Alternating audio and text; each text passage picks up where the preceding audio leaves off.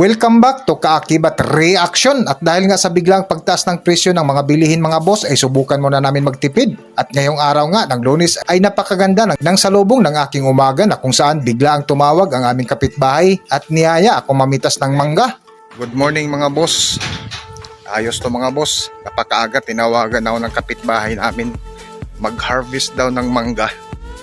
Ayos to dahil makatipid tayo ngayong umaga. Hindi na kailangan ng pambili ng tinapay pang breakfast. Let's go. At pagdating ko nga sa lugar ay nag-alasyonggo ako na umakyat sa puno na kahit salasalabat ang mga wire sa bubungan ay hindi ko na pinansin. Grabe yung wire dito, salasalabat. Oh. Tapos nandoon sa salasalabat yung wire. Habang pinagbasdan ko nga yung mga bunga mga boss, bigla akong napahinto sa dami ng bunga.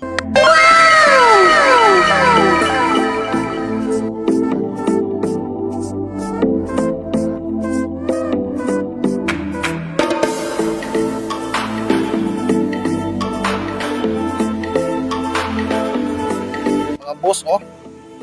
Nandito na tayo sa taas. Daming bunga. Hiktik sa bunga. Ayan, may mga avocado pa. At pagdating ko nga sa taas ng bubungan ay wala akong sinayang na oras mga boss, na kung saan binilisan ko ang aking pamimitas. Ngunit sa aking pagmamadali, nasa biglaan kong paghugot na iwan ang sibot ng aking panungkit. Walang hiya mga boss, oh. Ginagawa mo. Naiwan pa yung sibot. Sobrang excited ko. Naiwan pa yung sibot sa taas.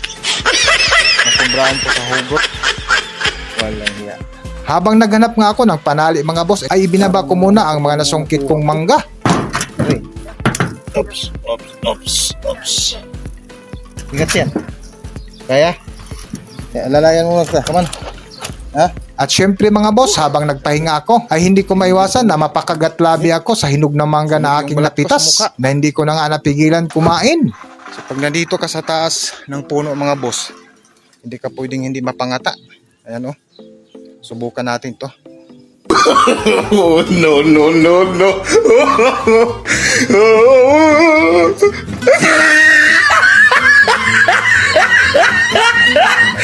Medyo masim-masim yung dulo ah.